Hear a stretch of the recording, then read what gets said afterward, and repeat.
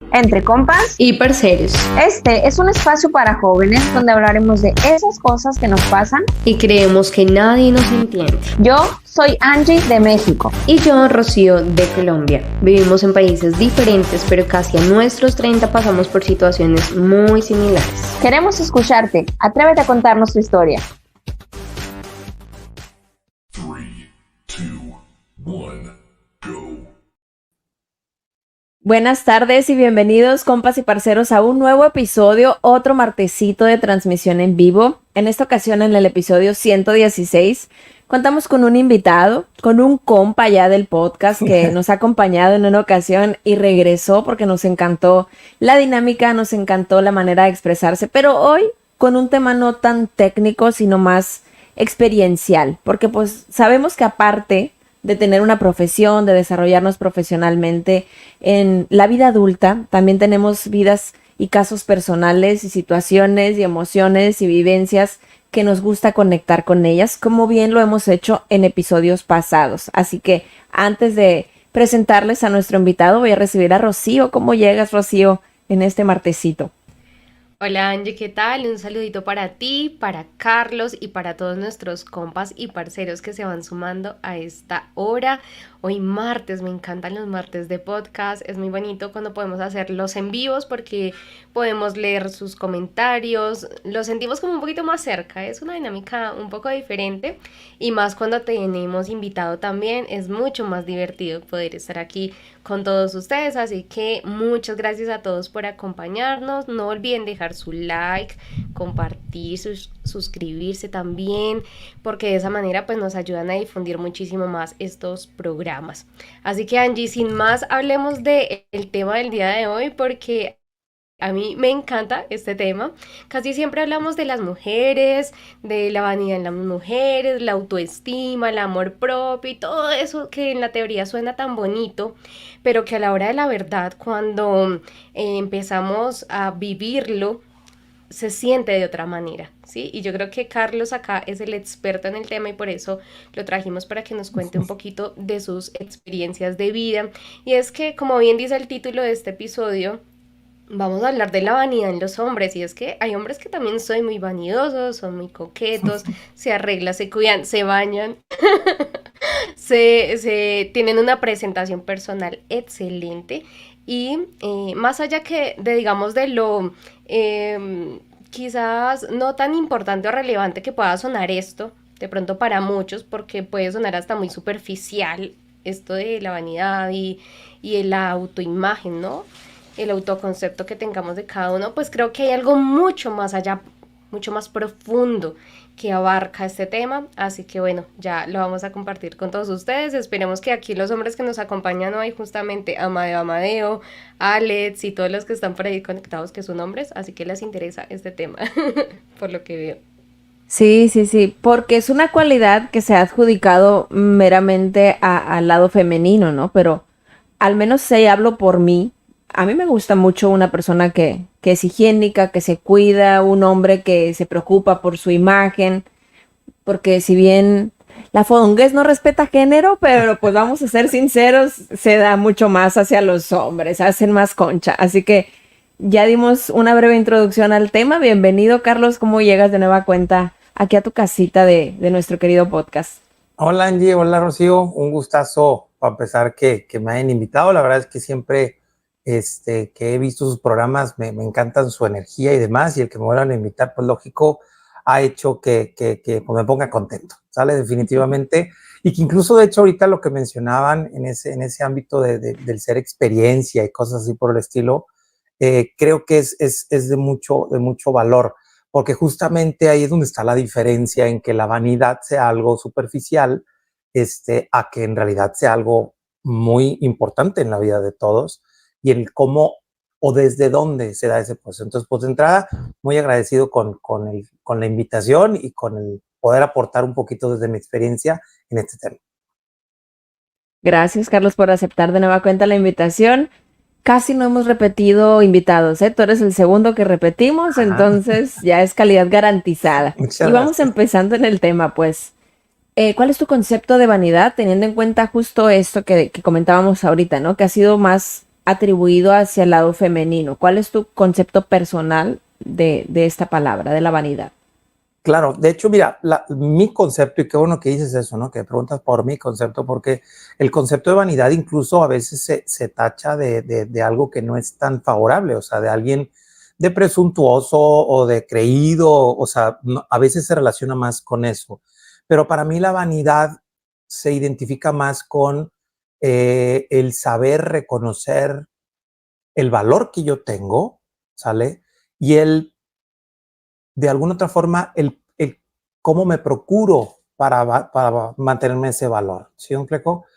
El que tú te pongas cierta ropa o te veas de cierta manera y demás, y que de alguna u otra manera eso genere un cierto deseo de satisfacción. Definitivamente, pues en las mujeres es una circunstancia más natural. O sea, difícilmente ves o en los niños, o creo que ya es más, pero a las niñas se ve más el que se quieran arreglar que a los niños, ¿no? O sea, a los niños se les ve más cochambrosos, sudorosos, apestosos, porque se la pasan jugando como tal, y a las niñas pues tienden a ser un poquito más estilizadas, así que el moñito y que esto, o sea, tiende a ser así más femenino. Pero como tal, sale en este concepto desde mi punto de vista de vanidad, creo que es justamente en ese equilibrio entre lo que desde mi punto de vista es la clave, entender lo que es el amor propio y la autoestima. ¿Sale? Esos dos factores, a final de cuentas, son los que hacen que la vanidad sea algo favorable o desfavorable, o que el cuidado personal sea favorable o desfavorable. Así es como así yo lo entiendo. Muy bien, partiendo desde ese lado positivo, digamos, y constructivo también, ¿no? No tanto con esas cualidades que a lo mejor se pueden tornar un poco negativas, como lo decías, la presunción o ciertos otros aspectos. Escogimos a Carlos para este tema. Vamos a ser bien sinceras porque andábamos viendo Facebook. Andaban ahí metiéndose en las historias. Tú compartiste un recuerdo, tú compartiste un recuerdo. Esto es como el momento incómodo del episodio. Así es. Ahora se van a dar cuenta por qué me invitaron. Tú compartiste un recuerdo, no tengo en mente hace cuántos años decía el recuerdo, pero yo dije, Carlos, dije, este no eres tú, no eres tú. Ajá. Y ya pues me metí y dije, sí es Carlos, o sea, qué cambiazo dio, porque bajaste muchísimo de peso, pero no solamente eso, o sea, sino también tus facciones, no sé, tu persona. Hace poco fuiste también con una asesora de imagen a que cambiara lo que proyectas, cómo te ves. De hecho, ahorita que me conecté a la transmisión todavía no me unía, pero te vi yo, ay, mira, dije, Carlos todavía fachoso, se arregló para venir al episodio, se peinó, se puso camisa. Sí, dije, oye, no, pues hay que mostrar. Hoy era día de baño para todos. Sí. Un poco de baño, sí. Bueno, acá ahorita en Monterrey día de baño es a veces todos días, porque el calor estaba, pero bien divertido. Sí, sí. Entonces el baño ya no es tanto limpio, sino nomás para refrescarse un poco a veces. Ay, sí. Y lo que falta todavía, que falta el veranito. Pero dije, mira, Carlos, muy ad hoc para el tema, para hablar acerca de la vanidad. Entonces, ahorita nos vas a hablar un poquito de cómo ha sido todo este proceso, cuántos kilos bajaste, todo lo que implica psicológica, emocionalmente. Pero vámonos al trasfondo, ¿no? Porque pues primero fuiste una persona que tenía ciertos kilitos de más. Entonces, yo sé... 52 para ser exacto. A la torre, 52 kilos encima. Ajá. Y yo sé que a veces solemos ser como medio hirientes con las personas con sobrepeso, ¿no? Así que por aquí va un poquito la pregunta incómoda. Ya llegamos a ese momento del episodio y te quiero preguntar en este sentido, Carlos, ahora con la la pregunta incómoda.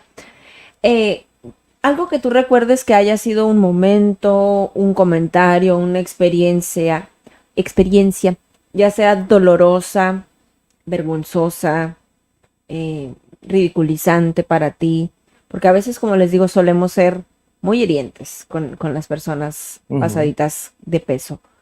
¿Algún momento o comentario que tú recuerdes que te haya llegado, Carlos?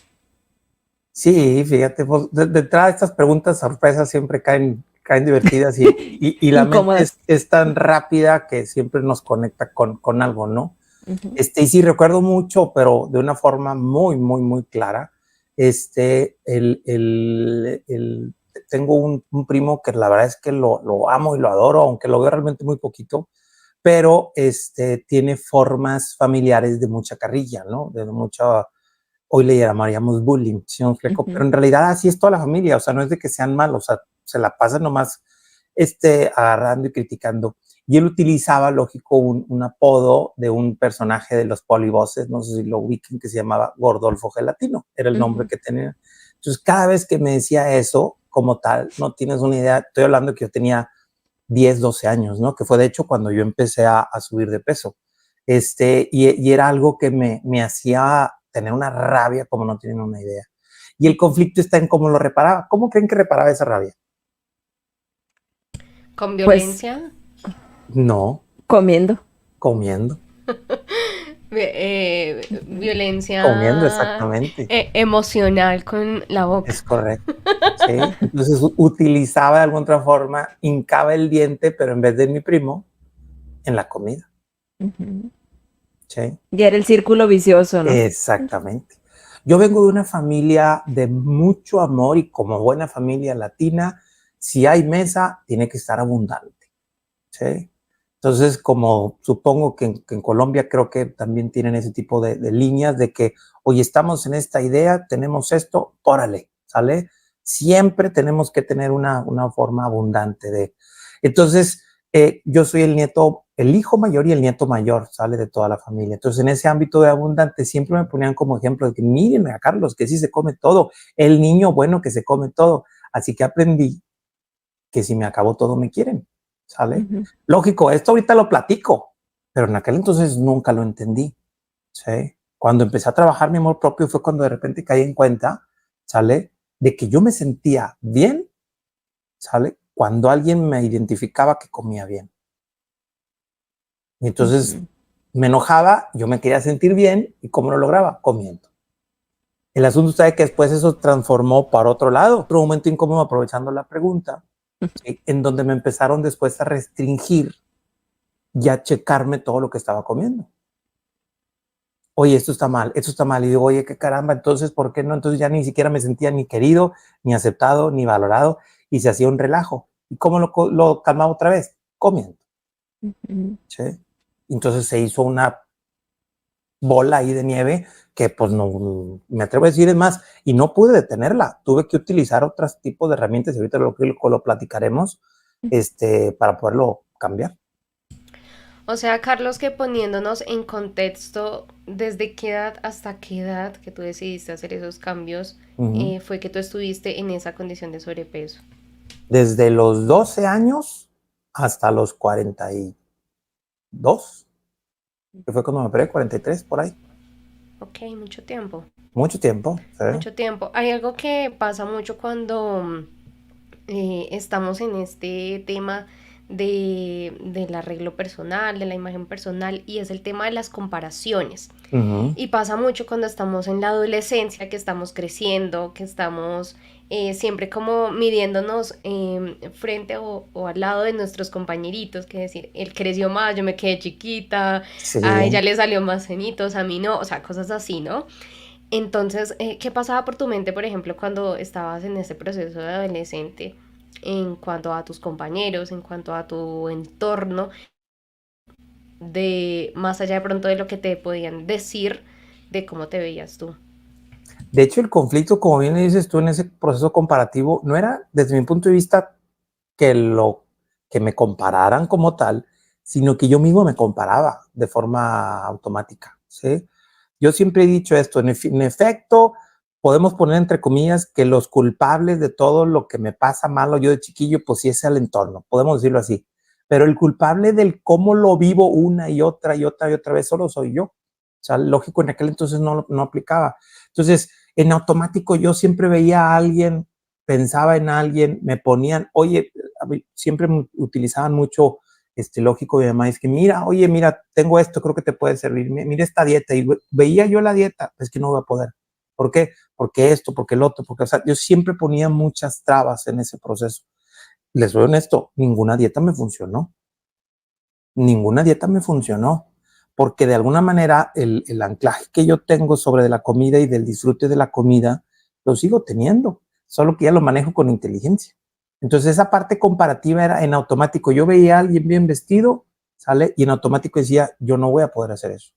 ¿Sí? O sea, ese patrón mental que estaba ahí y que a final de cuentas, digo, honestamente, no tuve una vida, o sea, tuve una infancia agradable, tuve compañía, mis padres, mis hermanos, o sea, no viví una vida difícil, pero al final de cuentas lo que nos hacemos aquí en la cabeza y cómo lo terminamos validando es lo que hace que nos transformemos. Entonces, el comparativo fue una de las cosas que, vamos a decir así, pude haber evitado de una manera muy sencilla, pero era un lastre que me seguía bastante.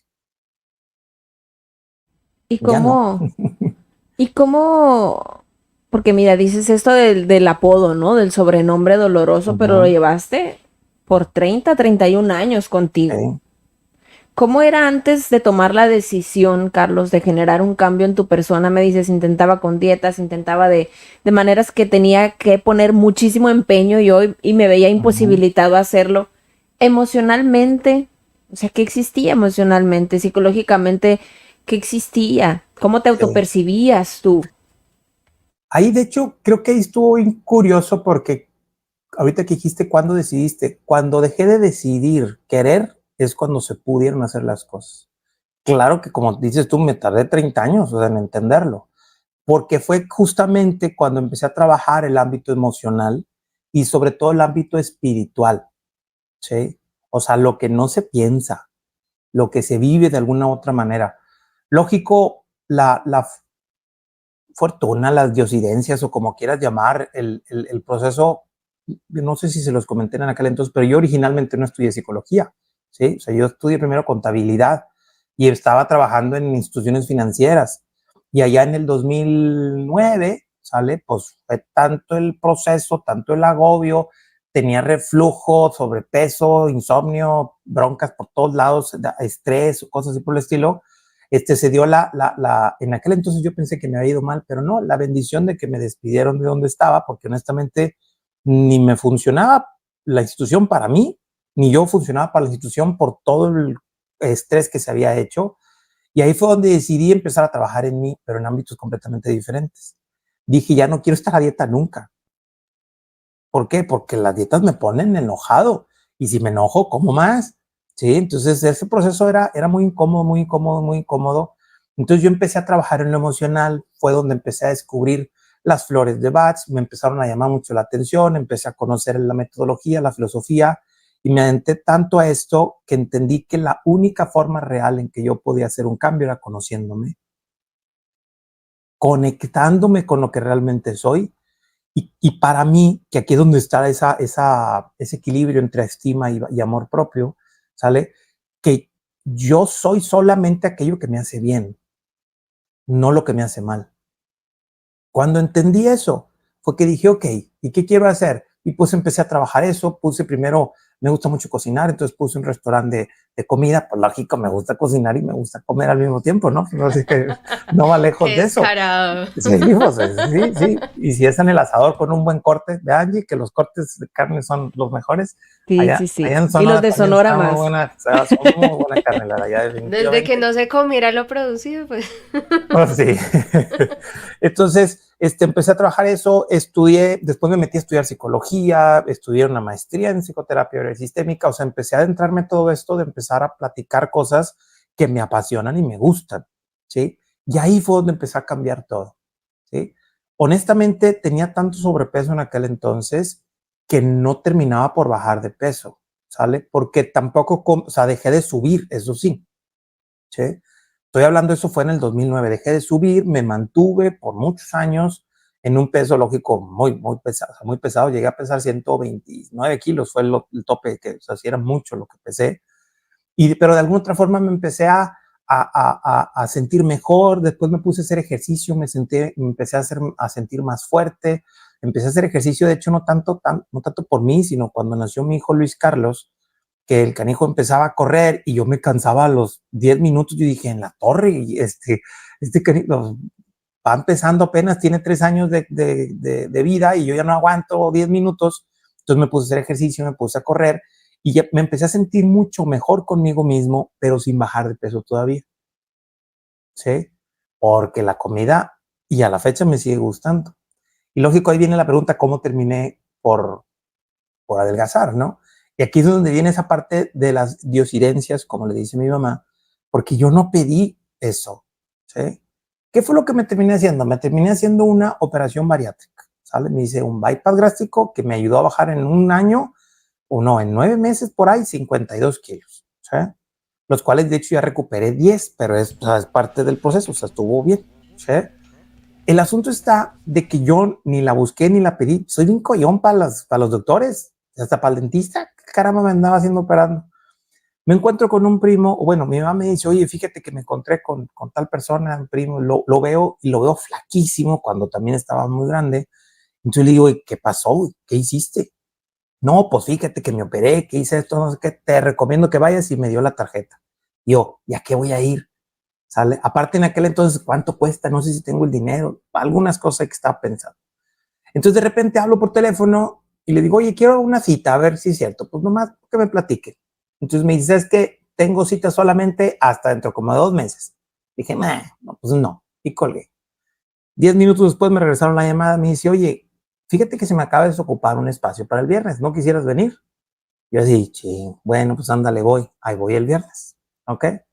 Es una Fui. estrategia de marketing, es Puede sacarlos. ser. Yo al principio pensé eso, ¿sale? Yo dije, ok, Caíste, va. güey, caíste. Es, no es lo importante. Lo que sigue es lo importante, ¿sale? Porque cuando me dicen cuánto cuesta y todo eso, la verdad es que yo dije, pues está bien, ahorita no tengo dinero para eso.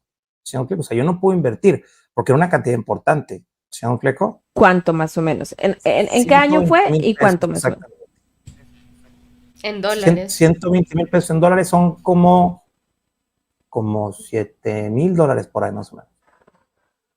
¿Sí? ¿Hace qué tantos años fue eso? Fue en el 2019, antes de pandemia. Ok, ahorita 9 de ya octubre del 2019, para ser 5 exacto. años después se ha de ver ya sumado más. Claro, aumentado O más. fíjate que no sé, pero sí supongo que ya debe estar un poquillo más caro. ¿Qué Ujú. fue lo que sucedió? Cuando me dijeron, yo dije, ok, pues no aplica, ahorita no, para eso no tengo para invertir, porque pues tengo 3 hijos, tengo que pagar rentas y esto y la otra cosa. El asunto está de que me habla mi mamá 20 minutos después de salir de la cita, ¿sí? Y me dice, oye, mijito, fíjate que estoy checando aquí algunas cosas, no necesitas 120,000 pesos. Y así, ¿cómo que si necesito 120,000 pesos? ¿Sale? Yo dije, Ella ¿cómo que ya si había hablado con el cirujano. puede ser? Y me dices que fíjate que voy a pedir un crédito, voy a comprar una camioneta, ¿sale? El asunto está de que si me dan el dinero que yo necesito, me ponen una tasa de interés, no me acuerdo qué cantidad de tanto. Pero si pido 120,000 pesos más, me la bajan. Dice, ¿no necesitas para algo? Yo sí, chinga, pues la verdad es que sí, ya que lo mencionas. Entonces, se acomodaron tanto las cosas que cuando entendí como tal que no decidí de nada, fue cuando empezaron a hacer las cosas. Cuando yo no decidí, simplemente acepté y empecé a vivir. Porque antes yo decidía ponerme a dieta y no podía. Decidía hacer esto y no, dije, ya no quiero nada. Yo quiero conectarme en mí, en lo que me hace bien. Y esa operación, a final de cuentas, fue lo que hizo que todo terminara por cambiar.